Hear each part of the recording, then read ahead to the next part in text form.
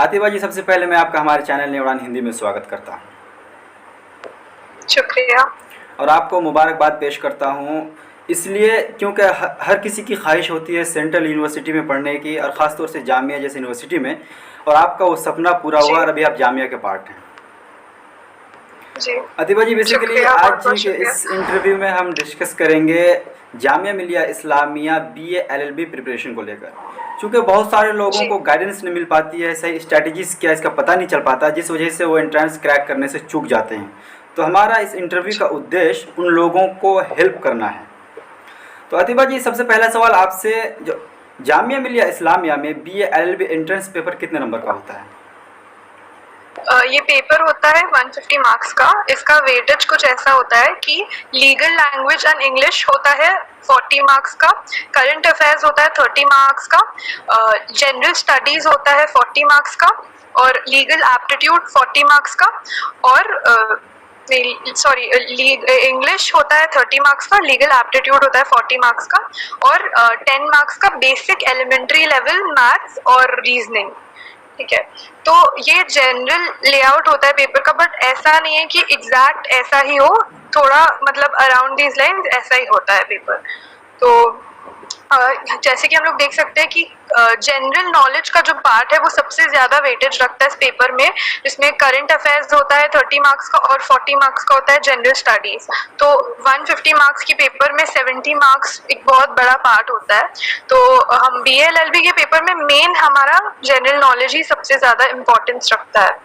तो आदित्य भाई, मैं यहाँ पे जानना चाहूँगा, चूँकि आपने बहुत अच्छे से डिस्क्राइब किया हर पार्ट को, और आपने बताया सबसे इम्पोर्टेंट पार्ट जो है उसका, वो जनरल नॉलेज जी एंड करंट अफेयर्स का पार्ट। तो मैं जानना चाहूँगा, जो जनरल जी नॉलेज जी में किस टाइप का पूछा जाता है क्वेश्चंस?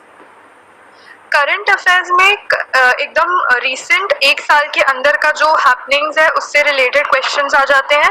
और जनरल स्टडीज काफी वास्ट है, उसमें काफी कुछ आ जाता है, जैसे कि एंशिएंट हिस्ट्री में आपका 3 पार्ट्स आ जाता है, एंशिएंट, मेडिवल, मॉडर्न, ये सबसे तीनों से आ जाता है।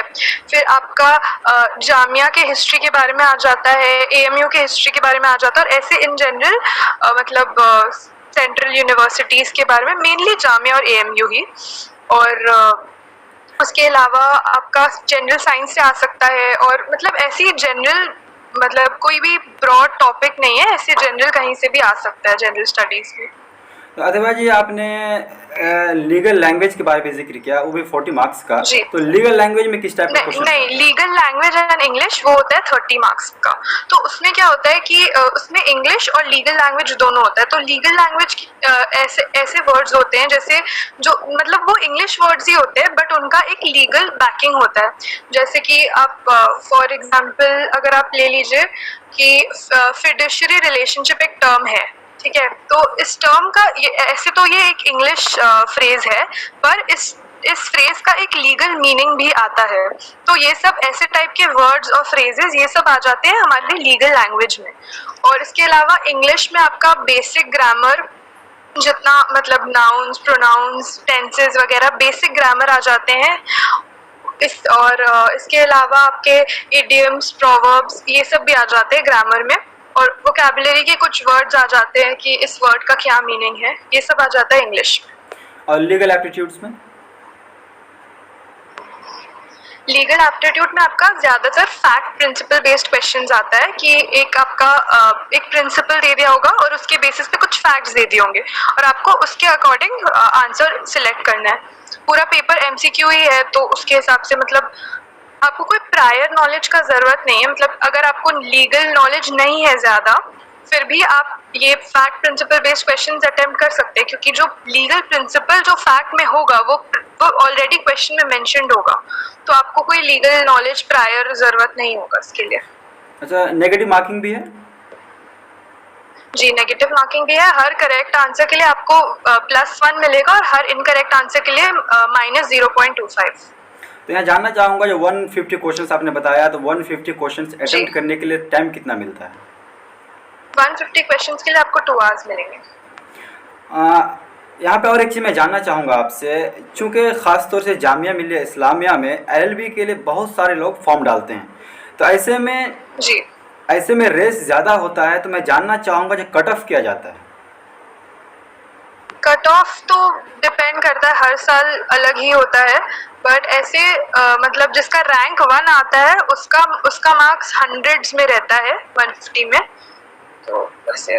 बाकी अकॉर्डिंग टू क्वेश्चन जिस तरह टफ होता है तो कट ऑफ लो रहता है, थोड़ा इजी होता है तो कट ऑफ हाई जाता है जी। और एक्चुअली बहुत सारे रिजर्वेशंस भी है, तो उसके अकॉर्डिंग कुछ लोगों की कट ऑफ बहुत लो भी चले जाते हैं वैसे। तो आदिबा जी, मैं यहाँ पे और एक चीज़ आपसे जानना चाहूँगा, जो जी। चूँकि सारे सिलेबस को कवर कर पाना एक ही बुक से मेरे ख्याल से तो पॉसिबल नहीं है, तो प्रिपरेशन के लिए कोई ख़ास बुक आती है? जी, जनरल स्टडीज जैसे कि मैंने बताया बहुत इंपॉर्टेंट वेटेज रखता है, तो उसके लिए मैंने रेफर किया था, एक बुक था, उसका नाम था जनरल नॉलेज, सॉरी मनोहर पांडे। मनोहर पांडे जी। मनोहर पांडे। और बाकी पार्ट्स के लिए? जनरल नॉलेज बाय, सॉरी, बाकी पार्ट्स के लिए? जी, तो जनरल नॉलेज के लिए तो मनोहर पांडे बहुत अच्छी बुक है, क्योंकि जो जामिया के एग्जामिनर्स होते हैं वो इस बुक को बहुत इंपॉर्टेंस देते हैं, तो काफ़ी क्वेश्चंस डायरेक्टली मनोहर पांडे से आ जाते हैं, तो ये बुक तो काफ़ी इंपॉर्टेंट है जनरल स्टडीज़ के लिए। इसके अलावा वोकैबुलरी के लिए एक बुक है Word Power Made Easy by Norman Lewis, वो काफ़ी अच्छी बुक है। और इसके अलावा आप जो क्लास 10 लेवल तक का जो मैथ्स होता है ना, एनसीईआरटी या फिर जो आरएस अग्रवाल, उस टाइम पे हम लोग जो बुक्स रेफर करते हैं वो रीजनिंग और मैथ के लिए अच्छा है। और एक बुक आती है लॉजिक, वैसे तो मैथ और रीजनिंग की ज़्यादा वेटेज नहीं होती है जामिया के एग्जाम में, 10 से 15 मार्क मैक्सिमम 20 मार्क के आ जाएंगे क्वेश्चंस। और वैसे फैक्ट प्रिंसिपल बेस्ड क्वेश्चंस तो आपको इंटरनेट पे भी मिल जाएंगे, और इसके लिए काफ़ी यूनिवर्सल की बुक्स आती है इसके लिए, और ऐसे बहुत सारे बुक्स मिल जाएंगे। मतलब जैसे जो पहले क्लैट का, अभी तो क्लैट का पैटर्न चेंज हो गया है, बट जो क्लैट का पुराना पैटर्न था उसके अकॉर्डिंग अगर आप प्रेपरेशन करें तो जामिया के लिए भी वो सफिशिएंट होगा, बट उसके अलावा बस जनरल नॉलेज पे ज़्यादा फोकस करना चाहिए। आदिबा जी, यहाँ पे मैं आपका पर्सनल ओपिनियन जानना चाहूँगा, क्योंकि आपने एंट्रेंस दिया तो आप एक्सपीरियंस्ड हैं, जो आप जिस वक्त तैयारी कर रहे थे आपका स्ट्रैटेजी क्या था? मेरा स्ट्रैटेजी यही था कि जनरल नॉलेज पे ज़्यादा फोकस करना है, क्योंकि 70 आउट ऑफ 150 बहुत बड़ा पार्ट होता है इसका, तो मेरा यही स्ट्रैटेजी था कि अपना ज़्यादा से ज़्यादा फोकस जनरल नॉलेज पे करें, करंट अफेयर्स पढ़े। और करंट अफेयर्स के लिए मैंने जीके टुडे, क्लाउड अफेयर्स ऐसे साइट्स का यूज़ किया। तो अगर आप जीके टुडे भी काफ़ी अच्छी साइट है, अगर आप उससे रेगुलरली पढ़ते रहे, मतलब करंट अफेयर्स की सबसे अच्छी बात यही है कि आपको रीसेंट आएगा, आपको ऐसा नहीं कि आपको सब कुछ जानना है, बस पिछले 1 साल का आप उठा के पढ़ लीजिए, उसी से आएगा आपका क्वेश्चंस।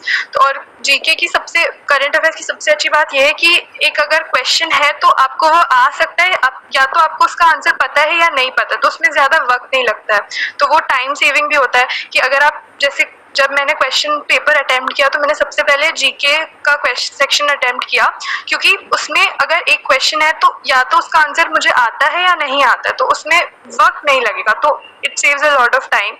तो ये एक है। और जनरल स्टडीज़ के लिए जैसे मैंने बताया, मनोहर पांडे बहुत अच्छी बुक है। अक्सर देखा है, आप प्रीवियस ईयर पेपर्स भी उठा के देख लीजिए, तो अक्सर मनोहर पांडे से काफ़ी क्वेश्चंस आए हैं, तो वो अच्छी बात है। और लूसेंट है जीके का, वो भी आप प्रेफर कर सकते हैं, वो भी काफ़ी अच्छी बुक है। और ऐसे लीगल के लिए एक एडवाइस ये रहेगा कि मतलब जैसे हम लोग कभी कभार क्या करते हैं कि हमारे पास जो प्रायर नॉलेज होता है हम लोग वो अप्लाई कर देते हैं, बट और ये गलत है, क्योंकि जो प्रिंसिपल है, जो फैक्ट प्रिंसिपल बेस्ड क्वेश्चंस है, इसका ये एक रूल है कि आपको प्रिंसिपल से भटकना नहीं है। जो मतलब प्रिंसिपल पे लिखा है, मतलब फॉर एग्जांपल अगर प्रिंसिपल पे लिखा है murder is not a crime, आपको पता है कि मर्डर एक क्राइम है, बट अगर प्रिंसिपल वो बोल रहा है कि क्राइम नहीं है तो आपको उसी को लेकर चलना है, आपको उसको उस पर आर्ग्यू नहीं करना है कि हाँ मर्डर क्राइम नहीं है, बोल दिया तो उसके अकॉर्डिंग ही आपको क्वेश्चन सॉल्व करना है। तो ये है कि हम लोग काफ़ी बार लीगल क्वेश्चंस में होते हैं कि हम लोग इमोशनल हो जाते हैं, हम लोग अपना मतलब अगर किसी के साथ गलत हो रहा है तो हम लोग सोचते हैं कि नहीं इसके साथ गलत हो रहा है तो ज़रूर ये गलत होगा, बट मे बी वो लीगली रॉन्ग नहीं है। तो इसमें हम लोग को अपना इमोशनल एस्पेक्ट को नहीं यूज़ करना है ज़्यादा, जो प्रिंसिपल बोल रहा है उस पर ही स्टिक करना है ज़्यादा से ज़्यादा। अदिबा जी, और इंग्लिश के लिए ये है कि काफ़ी, जी बोलिए बोलिए। जी, इंग्लिश के लिए बोल रहे थे कि इंग्लिश जो ग्रामर है वो काफ़ी बेसिक ग्रामर है। अगर आप बस nouns, pronouns, adjectives, adverbs, verbs, ये सब जो बेसिक लेवल जो हम लोग बचपन में पढ़ते हैं, अगर आप उसको थोड़ा रिवाइज कर ले तो इंग्लिश सेक्शन इतना मुश्किल नहीं होता है। आतिबा जी, मैं यहाँ पे एक चीज़ पूछना चाहूँगा, चूँकि आप जब अपने स्ट्रैटेजी बता रहे थे उसमें आपने प्रीवियस ईयर पेपर का जिक्र किया, तो मैं जानना चाहूँगा जो प्रीवियस ईयर पेपर जी। स्टूडेंट्स को कितना हेल्प करता है? कि प्रीवियस ईयर पेपर्स बहुत, आप अगर उसको एज मॉक्स लेंगे तो आपको बहुत हेल्प करेगा, क्योंकि आप जितना भी पढ़ ले, जब तक अगर आप कोई भी किसी भी एंट्रेंस एग्जाम के लिए प्रिपेयर कर रहे, टेस्ट नहीं देंगे, आपका प्रिपरेशन पूरा नहीं हुआ, क्योंकि जितना भी आप पढ़ ले आपको खुद भी तो एनालाइज करना होगा कि आप जो पढ़ रहे हैं वो सही जगह जा रहा है या नहीं। तो इसलिए मेरे लिए जामिया के एंट्रेंस के लिए जितना मैंने मॉक्स दिया उतना हेल्पफुल था, क्योंकि मॉक टेस्ट बहुत इंपॉर्टेंट होते हैं। तो उसमें प्रीवियस ईयर पेपर्स हो या फिर अगर आपको कहीं और मिल रहा है जामिया के मॉक पेपर्स, तो बहुत उससे बेटर तो कुछ नहीं हो सकता। और स्पेशली जो इनिशियल डेज होता है जब एंट्रेंस एकदम पास आ जाता है, उस टाइम पे तो कोशिश करना चाहिए कि ज़्यादा से ज़्यादा पेपर्स ही सॉल्व करें, क्योंकि कई बार ऐसा होता है ना कि एग्जामिनर्स न्यू क्वेश्चंस नहीं सेट करते। काफ़ी बार ऐसा हो जाता है कि जो क्वेश्चंस ऑलरेडी आ चुके हैं पहले पेपर्स में वही वापस आ जाते हैं, तो ये भी होता है।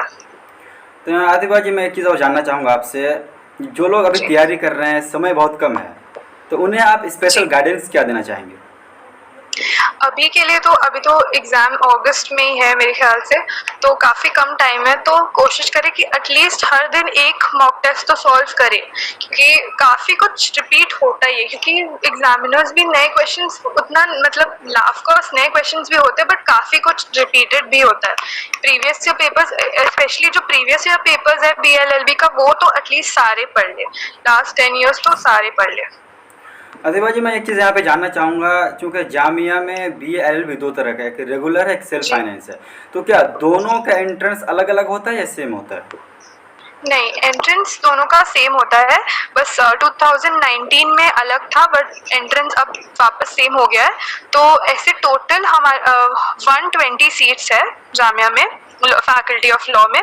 तो उसमें से 60 सीट्स होते हैं रेगुलर के और 60 सेल्फ फाइनेंस के होते हैं। तो जो टॉप 60 स्टूडेंट्स होते हैं उनको रेगुलर अलॉट होता है, और जो बॉटम 60 होता है उनको सेल्फ फाइनेंस। तो सेल्फ फाइनेंस का फीस क्या है? सेल्फ फाइनेंस का फीस है 40,500 पर ईयर? जी, पर ईयर। और रेगुलर का? रेगुलर का है 10,500।